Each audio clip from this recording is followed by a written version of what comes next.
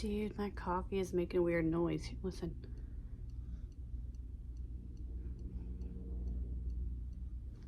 Did you guys hear that? I don't know what it is. It's weird. It sounds like a mole or something, like digging up something. Oh, that's wicked. Anyways, good to see you guys again. I guess I'm going to take this time to answer some questions. There wasn't very many, there was just a couple. But one of the questions I had was asking if I work with any deities or fae, and the answer to that question is yes and no. I usually work with a deity, and I'd have to say my matron is probably Iduna. I usually work with her when it's something big, like a ritual I'm participating in. I normally don't feel the need to call on a deity or to invoke any type of spirit unless it's for a ceremony or for any type of ritual. Now, when I'm doing my spell work and I cleanse my altar and I bless my herbs or I bless any particular tool on my altar, I'm usually just using my energy. I bless herbs. I am infusing my own energy into the herbs. For my spell work, I'm not calling on any deities or elementals or fae.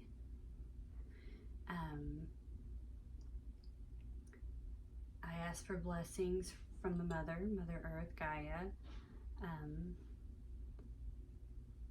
A lot of times I will bless my herbs under lunar rays, under the moonlight, and depending on what kind of spell work I'm doing, sometimes I'll use different phases of the moon. Normally I just go with the full moon because being a mother and being busy, it's a lot easier to use the full moon.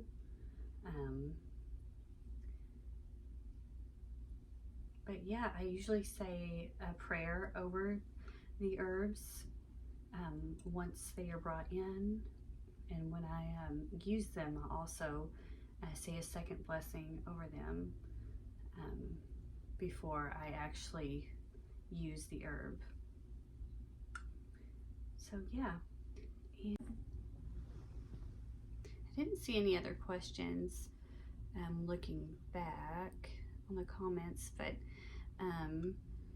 I guess I'll just ramble a little bit. I'm good at that. Normally when I work with the fae, I usually do that outdoors. I usually set out offerings of honey or milk or some type of flour. Cakes are really good too. They really love the homemade sweets. Homemade baked goods are really good to set out whenever you're trying to work with the fae. I'll do a whole nother video on working with the fae because there's a lot to it, and there are rules in working with the fae. Now, speaking of rules, you know, as far as witchcraft, especially for some of you new baby witches that are just starting out, don't let anybody tell you that what you're doing is wrong. It is your craft. It is a practice. Witchcraft is a practice, and it is unique to each individual. So what you do and what you think feels right is right. So don't let anybody tell you you're doing it wrong. I do think, though, with that being said, that like traditions, old traditions, there has to be some kind of reverence for the tradition, for the culture. And when you are incorporating that into your practice, if you're, say you're doing hoodoo, do have reverence, do have respect for the practice and the culture. Definitely try many things, you know. I do not count myself as a white witch or a dark witch. You know, I'm pretty gray. I think there's balance, just like in nature. That's what I meant by I don't align to one particular path. Starting out in spirituality, I did, I guess I did what everybody did, you know. I would go and, well, at the time when I was younger, you know, you didn't really research it up on the internet. We had the internet. I'm not really, but we would go to libraries, my cousin and I did quite often by myself as well. I would go to libraries and I would look for the occult section, and it was very few. There wasn't very many books. It was like a little bitty section, and I started off there, and just like many people, I started off with Wicca, and that kind of guided me into the practice of witchcraft. Now, Wicca is a religion. It is not all Wiccans practice witchcraft, just like not all pagans practice witchcraft.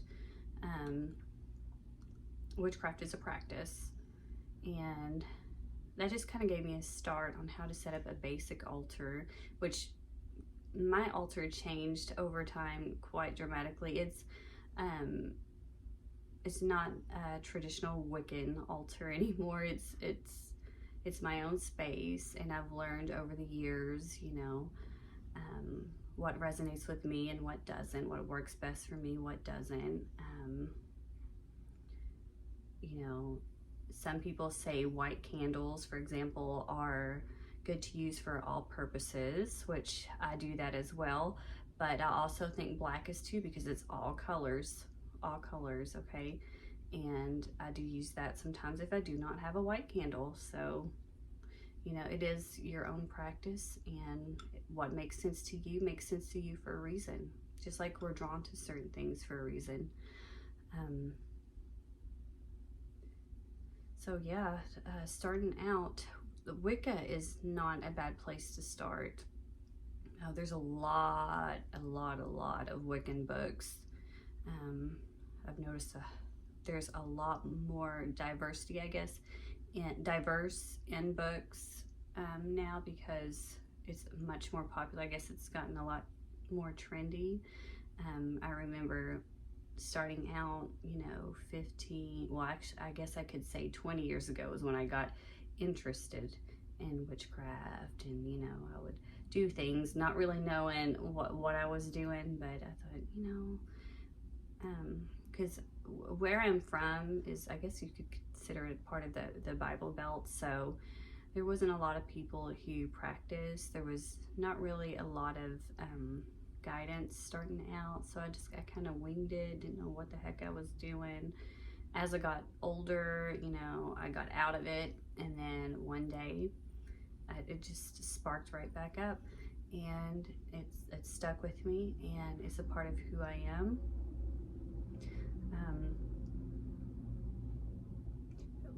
Like I was saying, we would just sneak to the libraries, go on our walks, and pick up all kinds of books, and then take them back after we checked them out. But we would practice.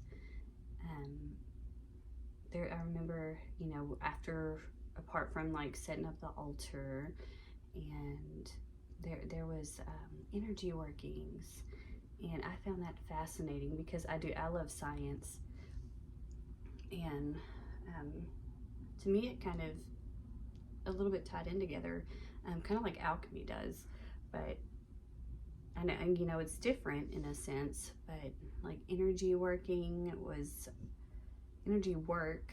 was something that really like stuck out. And I do believe that us beings, we are all, you know, energy, and energy just, it goes and it goes and it goes and it keeps going, and it's not something that just that stops.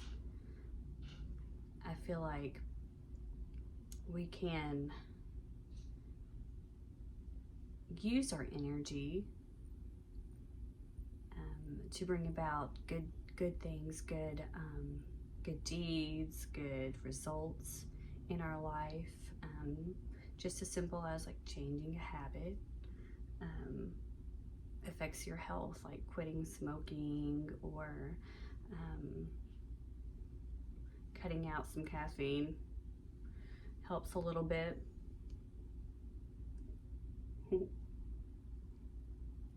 Speaking of that, guys, I'm just rambling. I'm so sorry. But I was doing really good working out for a good while, but like five months ago, 4 or 5 months ago, I kind of got out of it. I got into this, like, I fell into a depression further on back like 8 months ago, and I just little by little I stopped doing things. But I am learning to take better care of myself again, putting myself first for the first time in a long time, and doing self-care practices. And I am probably going to do a video on self-care and how to pull yourself up out of a slump, because I am notorious for falling into those, and I think we all are at some point in our lives. And it's good to take small steps. These small steps can just pull you right back out, you know, like your altar, like, you know, some people, and I'm guilty of this, I've done this before. I've gotten in a magical slump, or there's been something happen in my life, and like my altar was neglected, it was a mess. Like, I could not keep up with house chores. That's probably when I was going through postpartum. And one day I don't know, something in me just kind of snapped. I was like, you know, I can't continue to be like this. And so I tried little things like going on a walk, and taking the baby if I had to, you know, or like folding the laundry once it got out of the dryer. You know, I'm terrible about doing that sometimes. Like it will like build up, and, and I'm like, shit, I gotta fold three loads of laundry, and but I've done a lot better about that. Laundry's like the worst for me. Like, ooh, do not really care to do that. Dishes, I can do dishes. Some people are like, oh, that's the worst for me. But dishes, I'm okay with dishes. I'm okay with kitchen, living room, bathrooms. The worst for me was always my bedroom, where I relax, which is a no-no really if you think about it, because that is where you go to rest. That is the place you go to kind of hide away sometimes. It is for me anyways. It's where I keep a lot of my books. If I can fit them, I'm going to need a bigger shelf. It's where I have my workspace. I have an altar that I take care of. I have my journals. I do my journaling. Sometimes I'll lay in the bed and I'll write poetry or just journal.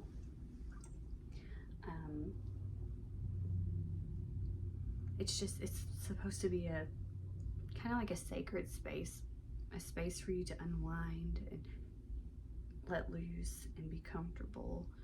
And having it like all cluttered up and messy all the time, that can have an effect on your mental health.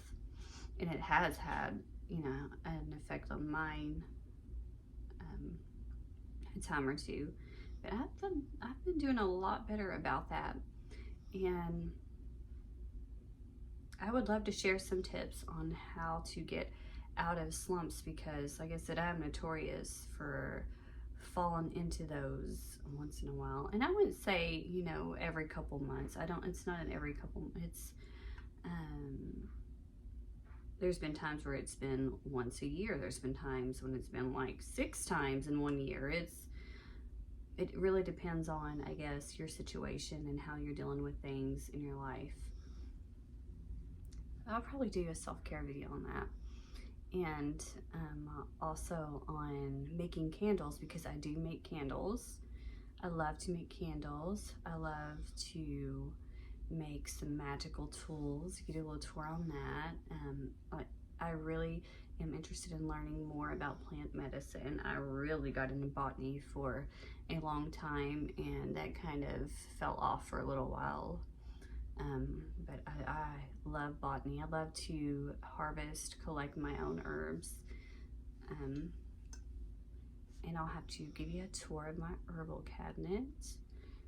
There's a lot of content I do plan on putting out, and I do plan on taking my time and hopefully getting a little bit better at speaking. I've always been really terrible at like public speaking and things like that. Like I was the kid in the class that stood up, and well, I would say in elementary school was the worst because I did get bullied. And there was a lot of times I would stand up in class and you would have to do a presentation or you would have to read, and oh God, that was terrible. It would like break out in hives and turn red, and like I'm starting to flush. Just thinking about it, it was so uncomfortable, but I got better, I guess, as I got older. And middle school was really my time where I started to finally let loose and start talking more, because I did not talk a lot in elementary school. I did not have a big circle of friends. I was kind of an outcast. Even in middle school, I was a little bit, but some of the stuff I was into started to get pretty cool later on, I'd say like 8th grade. And then going into high school, I became a big social butterfly. I just kind of dropped my guard, and I was like, you know what? I'm tired of not expressing myself. I am tired of not being who I am. I'm tired of keeping quiet, and things just never seem to change. And I had a lot going on at home because I came from a pretty rocky foundation. My parents are wonderful people. They did great. You know, they did a great job. I love them. I'm not knocking them. I'm just saying there was a lot of situations in life that happened,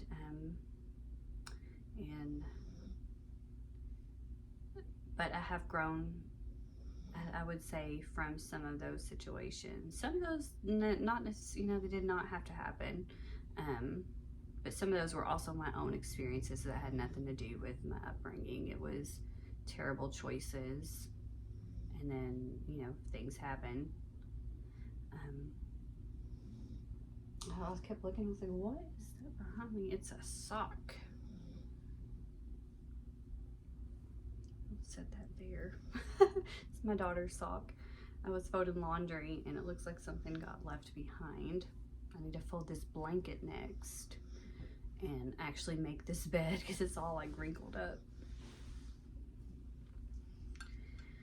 I'm just chilling on the bed. My son is taking a nap, and I got off work early today, so I was like, well, while he's taking a nap, I'm gonna clean up a little, and I'm going to try and record a video and answer a couple of those questions.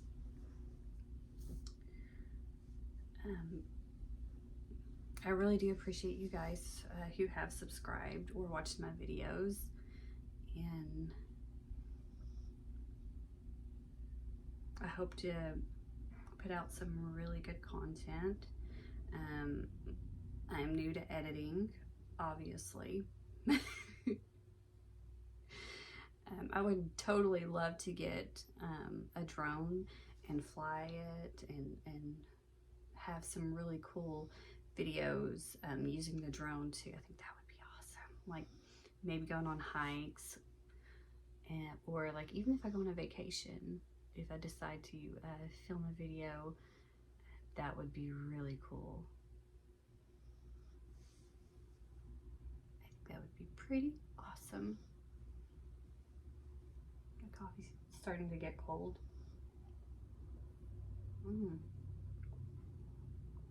That's delicious. You know, sometimes when you make the perfect cup of coffee, oh, and that is divine. It's good. I think that's all I really have to talk about right now.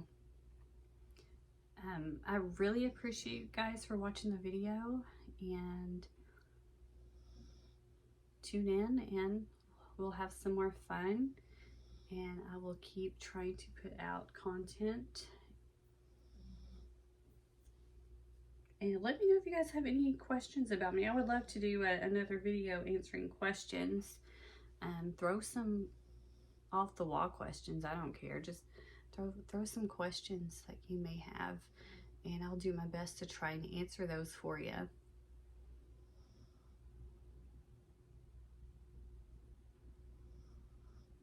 I guess I'm gonna, oh, yeah, I'm gonna have to go fold those. The dryer is done. Wish me luck. Oh, before, speaking of that though, of laundry, there are cute little ways that I do use magic in daily life. Like when I fold the laundry, a lot of times I will use protection symbols just with my finger, just from heart to hand. Like if I'm folding my daughter's jeans or my son's shirt, you know, I will just either mark a sigil for love and protection. I do the same when I'm cooking, when I'm stirring. I stir clockwise and stir intentions, and I bless the food. And little things like that is part of my life, because you can't always have these elaborate rituals. You can't, you know, there's no way you can make time for all of that. I don't think anybody really can. So little things like that, you know, it's adding magic into your daily life. Like before you drink a beverage like your water or this coffee that I'm having, I will bless it, or I will put my intention into it, or I'll say some affirmations. That's magic.